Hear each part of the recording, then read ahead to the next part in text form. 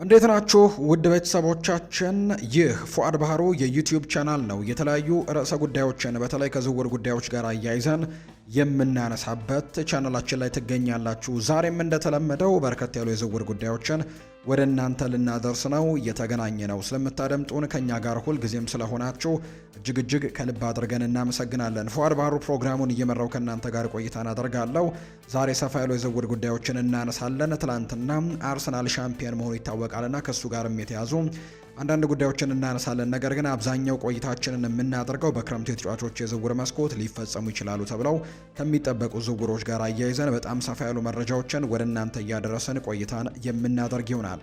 ሀሳብ አስተያየቶቻችሁን ኮሜንት ቦክስ ላይ እንድታጋሩን በአክብሮት እንጋብዛለን። ቪዲዮአችንን ላይክ፣ ቻናላችንን ሰብስክራይብ እያደረጋችሁ ቆይታን አድርጉ። እኛ በዚህ ፕሮግራማችን የአርሰናልን፣ የማንቸስተር ዩናይትድን፣ የቼልሲን፣ የሊቨርፑልን፣ የሌሎችም የአውሮፓ ታላላቅ ክለቦችን የተመለከቱ የዝውውር ጉዳዮችን እያነሳን ቆይታን እናደርጋለን። እስከ ፕሮግራማችን ፍጻሜ አብራችሁኝ ቆዩ። ቪዲዮአችንን ላይክ እያደረጋችሁ ጀምሩት። ያላችሁን ሀሳብ አስተያየቶች በሙሉ ደግሞ ኮሜንት ቦክስ ላይ ልታጋሩን ትችላላችሁ። በቀጥታ ወደ ዛሬ ፕሮግራማችን የምናመራው አብራችሁኝ ቆዩ።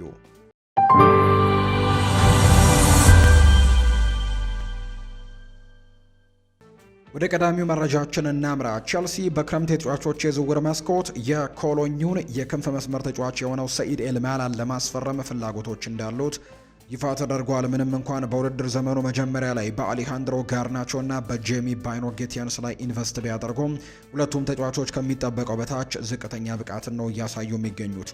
በመሆኑም ክለቡ የተሻሉ ተጫዋቾችን በክረምቱ ያመጣሉ ተብሎ ይታሰባል። ለማምጣቱም ፍላጎቱ አላቸው። ይህ 19 ዓመት ተጫዋችም ታዳጊ ነው። ለቡድኑ ደግሞ ምርጥ ነገሮችን ማበርከት እንደሚችል በርካቶች ያምናሉ። በዚህ ውድድር ዘመን በጀርመን ውስጥ ካሉ ደማቅና ድንቅ ወጣት ተሰጥኦችም አንደኛው ነው። በፕሪሚየር ሊጉ ስኬታማ ለመሆን የሚያስችል ብቃቶች እንዳሉትም ይመሰክሩለታል። የጀርመኑ ክለብ ለአጥቂውም 50 ሚሊዮን ዩሮ አካባቢ የሚጠይቅ ሲሆን ቼልሲ ደግሞ ዝውውሩን ዳል ለማድረስ የሚያስችል የፋይናንስ አቅም አለው።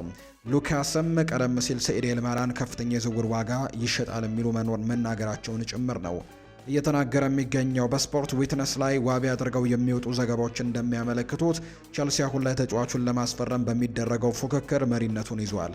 በዚህም ከፕሪሚየር ሊግ ተቀናቃኙ ብራይተን ጋር ፉክክር ይጠብቀዋል።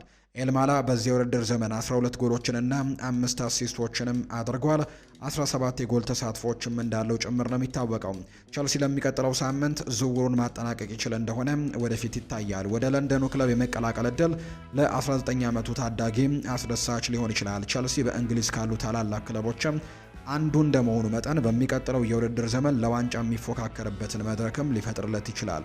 በእንግሊዝ መደበኛ የመጫወት እድልን ማግኘቱ እድገቱን ሊያፋጥንለት ይችላል። ኤልማላ ትልቅ ተስፋ ያለው ተጫዋች ሲሆን ለወደፊቱ ደግሞ የተከፈለበትን 50 ሚሊዮን ዩሮ ማካካስም የሚችል ብቃት አለው። ቼልሲ በሚቀጥሉት ሳምንታት ተቀባይነት ያለው የዝውውር ጥያቄ ለማቅረብም ዝግጁ መሆኑ የሚታይ ነው የሚሆነው። ቼልሲ በሊጉ የደረጃ ሰንጠረዥ 9ኛ ደረጃ ላይ በመቀመጡ ለክለቡ ተስፋ አስቆራጭ የውድድር ዘመን ሆኖ አልፏል። እንደ ቼልሲ ያለ ታላቅ ክለብም በቋሚነት በቻምፒየንስ ሊግ መሳተፍና ለዋንጫ መፎካከርም ይገባዋል። ወደ ቀድሞ ጥንካሬያቸው ለመመለስ በክረምቱ ጥራት ያላቸው ተጫዋቾችን መጨመርም ሳይኖርባቸው እንደማይቀር ነው የመረጃ ምንጮቹ ይፋ ያደረጉት። ሙሐመድ ሳላህ በውድድር ዘመኑ መጨረሻ ሊቨርፑልን ለመልቀቅ የወሰነ ሲሆን በክለቡም ይህንን ግብፃዊ ኮከብ ለሌላ ተጫዋች ለመተካትም ሙከራዎች ተጀምረዋል። እንደ ቀድሞ የሊቨርፑል አጥቂ ማይክል ኦውን ገለጻ ከሆነ የዌስትሃም ዩናይትድ አጥቂ የሆነው ጃሮድ ቦውን በፕሪሚየር ሊጉ ሻምፒዮኖችም ወይም በፕሪሚየር ሊጉ የአምናው ሻምፒዮን ሊቨርፑል ተስማሚ ዝውውር ሊሆን ይችላል። ጃሮድ ቦውን ከቼልሲ ጋርም ስሙ ተነስቶ እየተነሳ ነው። ይህ የ29 ዓመት ተጫዋች ከሃል ሲቲ ዌስትሃምን ከተቀላቀለ ጀምሮ በፕሪሚየር ሊጉ ወጥ የሆነ ብቃትን እያሳዩ ከሚገኙ ተጫዋቾች መካከል አንደኛው እንደሆነ በርካቶች እየመሰከሩለት ይገኛሉ። በብቃቱ ጣሪያ ላይ የሚገኛል። ኦውን እንግዲህ ጃሮድ ቦውን ለግብፃዊው ሳላህም ተስማሚ ተተኪ ሊሆን እንደሚችል ነው የሚያምነው። ማይክል ኦውን ለቶክ ስፖርት ሲናገርም እውነተኛና ምርጥ ጎል አስቆጣሪ ድንቅ ተጫዋች ነው። ዌስትሃም ወደ ታችኛው ሊግ የሚወርድ ከሆነ ሳላህን ለመተካት የኔ ምርጫ እሱ ነው ሲልም ይናገራል። ሊቨርፑል በውድድር ዘመኑ መጨረሻ ወደ እሱ ዝውውር የሚያመራል ወይ የሚለው የሚጠበቅ ነው። ይሄ የ29 ዓመት ተጫዋችም በቀይ መስመር ላይ ተሰልፎ ለቡድኑ ጎልና ፈጠራንም ሊጨምር እንደሚችል ይታመናል። ለሊቨርፑል የመጫወት እድል በሱም ቢሆን እጅግ አስደሳች ይሆናል። ምንም እንኳን ዌስትሃም ቢቸገርም እሱ ግን ብቃቱን እያሳየ ሲሆን አሁን ከክለቡ በላይም ማደጉ ግልጽ ነው። ጃሮድ ቦወን በከፍተኛ ደረጃ የመወዳደር ብቃት ያለው ሲሆን ሊቨርፑል ደግሞ ይህንን መድረክ ሊፈጥርለት እንደሚችል ጭምር ነው የተገለጸው። ዌስትሃም ዩናይትድ በፕሪሚየር ሊጉ ለመቆየት እየተፋለመ ሲሆን የውድድር ዘመኑን በጥሩ ሁኔታ ካልጨረሰ ወደ ሻምፒዮንሺፕ ሊወርድም ይችላል። ይህ ደግሞ በሚቀጥለው የውድድር ዘመን ምርጥ ተጫዋቾቻቸውን ማቆየት እንዲከብዳቸውም ሊያደርግ ይችላል። ጃሮድ ቦወን በዚህ ክረምትም ለመልቀቅ መወሰኑ የሚታይ ነው። ይሄ የ29 ዓመት አጥቂ በሁሉም ውድድሮች 10 ጎሎችንና 11 ደግሞ ኳሶችን አመቻችቶ ማቀበል ችሏል። በድምሩ በአጠቃላይ 21 የጎል ተሳትፎችን ያደረገው የተሻለ ቡድን ውስጥም ከከፍተኛ ተጫዋቾች ጋር ሲጫወት ደግሞ ቁጥሮቹ ከዚህ በላይም ከፍ ሊሉ እንደሚችሉ ነው ግምቶች እየወጡ የሚገኙት። ቶተንሃም ሆትስፐርስ በውድድር ዘመኑ መጨረሻ የብራይተኑን ተከላካይ ያን ፖል ቫን ሄክን ለማስፈረም የሚደረገው ጥረትን ለማጠናከር ተዘጋጅተዋል። ቸልሲና ሊቨርፑል ባለፉት ሳምንታት ለዚህ የ25 ዓመት ኔዘርላንድ ተከላካይ ጥያቄ ያቀረቡ ሲሆን ራሱንም እንዲሁ እሱንም ማስፈረምም ትልቅ ዝግጁነት አላቸው። ቶተንሃም በተለይ እንደ ክሪስቲያን ሮሜሮ ያሉ ተጫዋቾች ክለቡን ሊለቁ እንደሚችሉ ከሚነገሩ ዘገባዎች አንጻር በተከላካይ ክፍሉ ላይ ተጨማሪ ጥራት ያስፈልጋቸዋል። የተከላካይ መስመራቸውንም ማጥበቅ ይኖርባቸዋል የተባለው በሊጉ በምሰሶቹ በኩል ተጋላጭነት መሆናቸው በአሁኑ ወቅትም በፕሪሚየር ሊጉ ለመቆየትም ወይም ሰርቫይቭ ለማድረግም እንዲታገሉ ካደረጓቸው ዋና ምክንያቶች አንደኛው ነው። በሊጉ ለመቆየት ዋስትና አረጋግጠው በክረምቱ ይህንን የ25 ዓመት ተጫዋች ማስፈረም የሚችሉ እንደሆነ ማየቱም ትኩረት የሚስብ ጉዳይ ነው። ቲም ቶክ እንደዘገበው ከሆነ ሮቤርቶ ዲዘርቢ በቶተንሃም ከዚህ ሆላንዳዊ ተከላካይ ጋር በድጋሚ ለመገናኘት ዝግጁ ነው። ጣሊያናዊው አሰልጣኝ በሰሜን ለንደኑ ክለብ መኖራቸው ክለቡ በዝውውር ፉክክሩ ብልጫ እንዲኖረውም አድርጓል የሚል መረጃ ነው የወጣው። ቶተንሃም በሚቀጥሉት ሳምንታት ለ25 ዓመቱ ተጫዋችም ይፋዊ የዝውውር ጥያቄን ያቀርብ እንደሆነ የሚታይ ነው። በተመሳሳይ ቼልሲና ሊቨርፑል ጥራት ያላቸው ተከላካዮች ያስፈልገዋቸዋል። ቼልሲ እንደ አክሰል ዲሳሲና ቤንዌት ባዲያሼል ያሉ ተጫዋቾችን ለመተካትም ሊገደድ ይችላል። ሊቨርፑል በበኩሉ ኢብራሂማ ኮናቴን በነፃ ዝውውር የሚያጣ ነው የሚሆነው። ይህ የ25 ዓመት ሆላንዳዊ ተከላካይ ለሶስቱም ክለቦች ጠቃሚ ተጫዋች ሊሆን ይችላል። እንግዲህ ይህ ተጫዋችም በፕሪሚየር ሊጉ ያለው ብቃትን ያስመሰከረ ሲሆን አሁን ደግሞ ቀጣዩን እርምጃ ወስዶ ወደ ትልቅ ክለብ ለመዘዋወርም ትክክለኛው ጊዜ ሊሆን ይችላል። በመጨረሻም የትኛው ክለብም እንደሚያርፍ ማየቱ አስደሳች ያደርገዋል ተብሎ ነው የሚጠበቀው። ቶትናም ሆትስፐርስ እና አስተን ቪላ የፓርማውን አማካይ ማንዴላ ኬይታን ለማስፈረም ፍላጎት አላቸው። ፓርማ ቱዴይ የተባለው የመረጃ ምንጭ እንዳወጣው ከሆነ ይህ የ23 ዓመት ተጫዋች በሁለቱ የፕሪሚየር ሊግ ክለቦች እይታ ውስጥ የገባ ሲሆን ተጫዋቹን ለማግኘትም በገንዘብ ፉክክር ውስጥም ሊገቡ ይችላሉ። ኬይታ ቀደም ሲል ከማንቸስተር ዩናይትድ ጋር ስሙ ተያይዞ እንደነበር የሚታወስ ነው። ይህ ወጣት አማካይ ከጣሊያኑ ክለብ ጋር እስከ 2029 የሚቆይ ኮንትራት ያለው በመሆኑ ክለቡ ለዝውውሩ ከፍተኛ ክፍያ ሊጠይቅ ይችላል። ቶትንሃም በመሃል ሜዳ ላይ ተጨማሪ አካላዊ ጥንካሬና የተከላካይ ሽፋን እንደሚፈልግ ሚስጥር አይደለም። ኬይታ ለነሱ ምርጥ ተጫዋች ሊሆን እንደሚችል ይታመናል። ለቡድኑ ጉልበትን፣ ግስጋሴንና ጠንካራ የመከላከል አቅምንም ይጨምራል። ገና ወጣትና ትልቅ አቅም ያለው ተጫዋች በመሆኑ ለቶትናም ወሳኝ ተጫዋች ሆኖ ሊያድግም ይችላል ተብሏል። ይሁን እንጂ ክለቡ በመጀመሪያም በፕሪሚየር ሊጉ መቆየትን ማረጋገጥ ይኖርበታል። ጥራት ያላቸው ተሰጥኦችን ለመሳብም በሊጉ መቆየትም ወሳኝ ይሆናል ተብሎ ነው የሚታሰበው። በሌላ በኩል አስተን ቪላ ለሚቀጥለው የውድድር ዘመን የቻምፒየንስ ሊግ ተሳትፎን ለማረጋገጥ እየሰራ ሲሆን በአውሮፓና ሆነ በእንግሊዝም ደግሞ ጥሩ ውጤቶችን ለማምጣት ቡድኑን የበለጠ ማሻሻል ይኖርበታል። በመሃል ሜዳ ላይ ተጨማሪ ጥራትም መጨመር ለነሱ አማራጭ ነው። አስተን ቪላዎች ተጫዋቹን ለማስፈረም የሚያስችል የገንዘብ አቅም አላቸው። ክለቡ በሚቀጥለው የውድድር ዘመን የቻምፒየንስ ሊግ ቦታን የሚያረጋግጥ ከሆነ ተጫዋቹ እሱን ለመቀላቀልም ሊፈተን ይችላል ተብሏል። ሁለቱ ክለቦች ለዚህ ወጣት አማካይ አስደሳች መዳረሻዎች ሊሆኑ ይችላሉ። በመጨረሻም የት እንደሚያርፍ የሚታይ ይሆናል። በፕሪሚየር ሊጉ ውጤታማ ለመሆንም የሚያስችል ብቃት ያለው ሲሆን በሁለቱም ክለቦች ምርጥም የረጅም ጊዜ ኢንቨስትመንትም ሊሆን እንደሚችል ነው በርካቶች የገመቱት። እንደዚህ ቤልጅማዊ ያለ ጥራትም ተከላካይ አማካይም ሁለቱንም ቡድኖች ከጀርባ እንዲጠናከሩ ከመርዳቱም ባለፈ የፈጠራ ችሎታም ያለው ተጫዋችን በነፃነት እንዲቀላቀሉም እድል ይፈጥርላቸዋል ተብሎ ነው የሚታሰበው። ማንቸስተር ዩናይትድ ብራዚላዊውን የአታላንታ አማካይ ኤደርሰንን ለማስፈረም ፍላጎቱን አሳይቷል። ይሄ የ26 ዓመት ተጫዋችም ባለፉት የውድድር ዘመናት ወደ ፕሪሚየር ሊግ ሊዘዋወር እንደሚችል ሲነገር የቆየ ሲሆን በዚህ ክረምት ደግሞ የጣሊያኑን ክለብ ለመልቀቅም ተቃርቧል። ቱቶ አታላንታ ባወጣው ዘገባ መሰረት አትሌቲኮ ማድሪድ ተጫዋቹን ለማስፈረም ፍላጎት ቢኖረውም ማንቸስተር ዩናይትድ ግን የዝውውር ፉክክሩን እየመራ ነው የሚገኘው። አርሰናልም ከኤደርሰን ጋር ስሙ ተያይዞ መቆየቱ የሚታወስ ነው። ዩናይትድ በመሃል ሜዳው ላይ ተጨማሪ ጥራት የሚፈልግ ሲሆን ይህ ብራዚላዊ ደግሞ ለነሱ ተስማሚ የመሃል ሜዳ ተጫዋች ሊሆን ይችላል። ኤደርሰን በመከላከል ረገድ የሚያግዝ ለቡድን ቁጥጥርና መረጋጋትን የሚጨምር የተሟላ አማካይ ነው። በፕሪሚየር ሊጉ የመጫወት እድል ለዚህ ደግሞ የደቡብ አሜሪካ ተጫዋችም ቢሆን እጅግ አስደሳች እንደሚሆን ምንም ጥርጥር የለውም የሚሉ መረጃዎች ናቸው ይፋ የተደረጉት። አትሌቲኮ ማድሪድ ትልቅ ክለብ ከመሆኑም በላይ ለዋንጫዎች የሚወዳደርበትን መድረክም ሊፈጥርለት ይችላል። በመሆኑም ተጫዋቹ የመጨረሻ የት እንደሚያርፍም የሚታይ ነው የሚሆነው።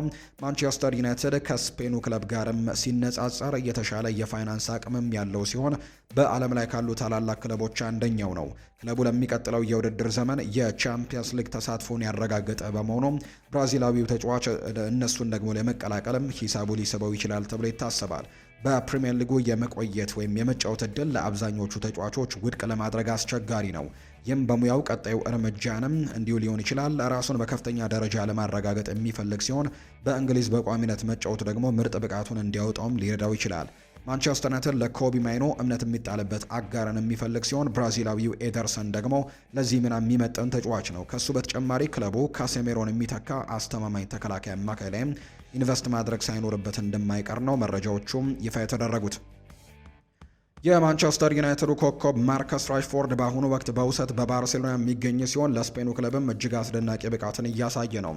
ባርሴሎናዊ ተጫዋቹን በ26 ሚሊዮን ፓውንድ በቋሚነት የመግዛት መብት ቢኖራቸውም እስካሁን ይህንን አማራጭ ግን ለመጠቀም መወሰን አልቻሉም። በዚህ መሃልም ቶተናም በራሽፈርድ ላይ ፍላጎት አሳይቷል። ቲም ቶክ እንደዘገበው ከሆነ ተጫዋቹ በባርሴሎና ቤት በስፔን ለመቀጠል ቁርጠኛ ቢሆንም አርሰናልም ሁኔታውን በቅርበት እየተከታተለ ነው። ባርሴሎና ዝውውሩን ለማጠናቀቅ ፍቃደኛ መሆኑ የሚታይ ይሆናል። አርሰናል በማጥቃት መስመሩ ላይ ተጨማሪ ጥራትን የሚፈልግ ሲሆን ራሽፈርድም ለነሱ ምርጥ ዝውውር ሊሆን ይችላል።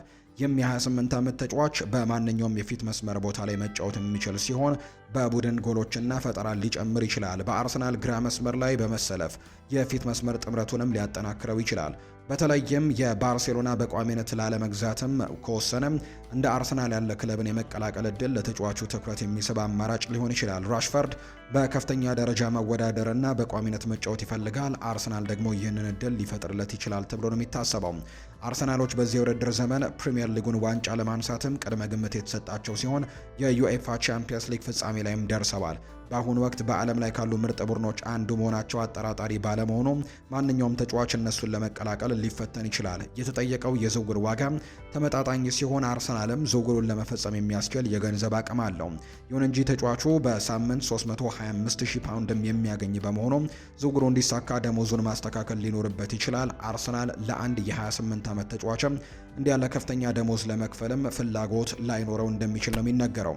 ይህ በእንዲህ እንዳለ ተጫዋቹ በዚህ የውድድር ዘመን 13 ጎሎችንና 14 አመቻችቶ ኳሶችንም አቀብሏል። በአጠቃላይ 27 የጎል ተሳትፎችን ያስመዘገበ ሲሆን እንደ ሊያንድሮ ትሮሳርድ፣ ጋብሪኤል ማርቲኔሊ እና ኖኒ ማንዱዌኬ ካሉ ተጫዋቾችም የተሻለ አማራጭ ሊሆን እንደሚችል ነው የተነገረው። አስተን ቪላ ዳግላስ ሉዊዝን ከዩቬንቱስ በውሰት ተመልሶ በቪላ ፓርክ ባሳለፈው ሁለተኛ የቆይታው ጊዜም ተስፋ አስቆራጭ ብቃት ማሳየቱን ተከትሎ በክረምቱ በቋሚነት ላለማስፈረም መወሰኑ ተዘግቧል። ይህ ብራዚላዊ አማካይ በመጀመሪያ የአስተን ቪላ ቆይታው ድንቅ ብቃትን አሳይቶ ወደ ዩቬንቱስ ከተሸጠ በኋላ በጣሊያን መሳካቱ ላይ ሳይችል እንግዲህ ቀርቷል። ይህንም ተከትሎ በመጀመሪያ ለኖቲንግሃም ፎረስት በመቀጠልም ወደ ቀድሞ ክለቡ አስተን ቪላ በውሰት ቢመለስም እንደ ቀድሞ ግን ተጽዕኖ መፍጠር አልቻለም። እንደ ቱቶ ስፖርት ዘገባ ከሆነ አስተን ቪላ ተጫዋቹን መጀመሪያ ከተስማሙበት 25 ሚሊዮን ዩሮ እጅግ በጣም በረከሰ ዋጋ ካላገኙት በስተቀር በቋሚነት ለማቆየት ፍላጎቱ የላቸውም። በመሆኑም የዳግላስ ሉዊዝ የወደፊት ቆይታ በአሁኑ ወቅት አጠራጣሪ ሆኗል። ይሁን እንጂ ዩቬንቱስ በበኩሉ ባለፈው የፋይናንስ ችግር ምክንያት ምንም አይነት የዋጋ ቅናሽ ማድረግ እንደማይችል ቱቶ ስፖርት ጠቅሷል። ስለዚህም ተጫዋቹ ለአሁኑ ወደ ቱሪን የሚመለስ ነው የሚመስለው። አስተን ቪላ ዝውውሩን በቋሚነት የማይፈጽመው ከሆነ ዩቬንቱስ ተጫዋቹን በዚህ ክረምት ለመሸጥም እንደሚሞክር ይፋ ተደርጓል። ነገር ግን የት ሊያርፍ እንደሚችል እስካሁን የታወቀ ነገር የለም። በአሁኑ ወቅት ተጫዋቹ በውሰት በነበረበት ወቅትም ብቃቱ በመቀነሱ የዝውውር ዋጋው ዝቅ ማለቱ አይቀሬ ነው። ስለዚህም ዩቬንቱስ ይህንን የ27 ዓመት ተጫዋች በድጋሚ ወደ ቡድኑ ቀላቅሎ ለመጠቀም መሞከሩ የተሻለ አማራጭ ሊሆን ይችላል። በመጀመሪያ የኡናይ ኤምሪ ስርም ቆይታው ትልቅ ተስፋ የነበረው ተጫዋች አሁን ላይ እንዲህ አይነት የብቃት መውረድ ማሳየቱ የሚያስገርም ሲሆን ሙያዊ ሕይወቱን ዳግም ወደ መስመር ለመመለስም ትልቅ ፈተና እንደሚጠብቀው ነው የሚገመተው። አርሰናል ወደ 2026 የክረምት የዝውውር መስኮት ሲያመራ ራሱን አስደሳች በሆኑ መገናኛ መንገዶች ላይም አግኝቶታል።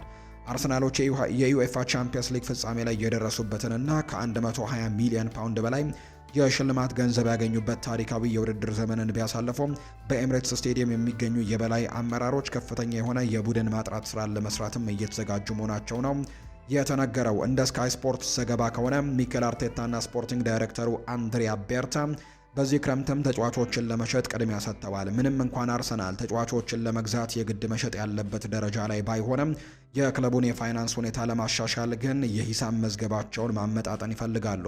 አርሰናል የሂሳብ ሚዛኑን ለመጠበቅ በክረምቱ ሽያጭ ለማድረግም እያሰበ ነው። የ120 ሚሊዮን ፓውንድ ገቢ መገኘቱ ከፍተኛ የገንዘብ ወጪ የሚጠይቅ ዝውውር ቢጠቁምም የዘመናዊ እግር ኳስ ፋይናንስ እውነታ ግን ከዚህ የላቀ ውስብስብነት አለው። ለአርሰናል አንጋፋና ወሳኝ ተጫዋቾችን ለመሸጥ መወሰኑ የግድ የገንዘብ እጥረት ስላለ ሳይሆን የትርፍና ዘላቂነት ደንቦችን ወይም ፕሮፊት ኤንድ ሰስቴናቢሊቲ ሩል ለማሟላትና የሂሳብ ሚዛኑን ለመጠበቅ ነው። ይህንን አካሄድም እንደ ማንቸስተር ሲቲ፣ ሪያል ማድሪድ ባሉ ክለቦች ላይ የሚታየውን ለስሜታዊነት ቦታ የማይሰጥ ጥብቅ የቡድን አመራር ዘይቤንም የሚያንጸባርቅ ነው። የ2025-26 የውድድር ዘመን የአርሰናል ቋሚ 11 ተጫዋቾች በዓለም እግር ኳስ ውስጥ ከማንኛውም ቡድን ጋር መወዳደር እንደሚችሉ ያረጋገጠ የውድድር ዓመትን ያሳለፉት። ይሁን እንጂ በአውሮፓ መድረክ የነበረው ረጅም ጉዞና አድካሚ የጨዋታ ፕሮግራሞቹም በቋሚ ተሰላፊዎቹ ላይ እንዲሁ በሌሎች የቡድኑ አባላት መካከልም ያለውን የብቃት ልዩነት በግልጽ አሳይቷል። ከክለቡ ይወጣሉ ተብለው ከሚጠበቁት መካከል የአርቴታ ፕላን ውስጥ ደግሞ የማይመጥኑ ከፍተኛ የዝውውር ዋጋ ያላቸው ተጫዋቾችና መደበኛ የመሰለፍ ዕድልን የሚፈልጉ ተጫዋቾች ይገኙበታል። እነዚህ ሽያጮች ከዝውውር ገቢው በተጨማሪ ከፍተኛ የሆነ የደሞዝ ወጪንም በመቀነስ ክለቡ በሀገር ውስጥም ሆነ በአውሮፓ ያለውን የበላይነት ለማረጋገጥም የሚፈልጓቸውን ዓለም አቀፍ ደረጃ ያላቸው ተጫዋቾችን ለማስፈረም እድልን ይፈጥራሉ። ቤን ዋይት፣ ሊያንድሮ ትሮሳርድ፣ ጋብሪኤል ማርቲኔሊ በኤምሬትስ ስቴዲየም ሊለቁ እንደሚችሉ ስማቸው ቢነሳም እስካሁን በአሰልጣኙና በክለቡ አመራሮች በኩል ግን የተወሰነ ምንም አይነት ውሳኔ እንደሌለ ነው ዘገባዎቹ እየጠቆሙ እንደሚገኝ መረጃው እየጠቆመ የሚገኘው። ውድና የተከበራችሁ ቤተሰቦቻችን ከፉአድ ባህሩ የዩቲዩብ ቻናላችን የዝውውር ጉዳዮችን በትልቁ ያነሳንበት የዛሬ ፕሮግራማችን ይህንን ይመስል ነበር። ስላደመጣችሁን፣ ስለተከታተላችሁን ቆይታችሁም ከኛ ጋር ስለነበር እጅግ ከልብ አድርገን እናመሰግናለን። ፉአድ ባህሩ ፕሮግራሙን እየመራው ከእናንተ ጋር ቆየሁ። የተለያዩ የዝውውር ጉዳዮችን ወደ እናንተ ስናደርስ የቆየንበት ፕሮግራማችን ይህንን ይመስል ነበር። በቀጣይ ሌሎች ርዕሰ ጉዳዮችን፣ ሌሎች አዳዲስ መረጃዎችን አካተን በድጋሚ ተመልሰን የምንገናኝ ይሆናል። ለዛሬ ስላደመጣችሁኝ ከልብ አድርጌ ያመሰገንኩኝ። መልካም ጊዜ፣ መልካም ደግሞ ቀን እንዲሆንላችሁ ነው በአክብሮት የምመኘው።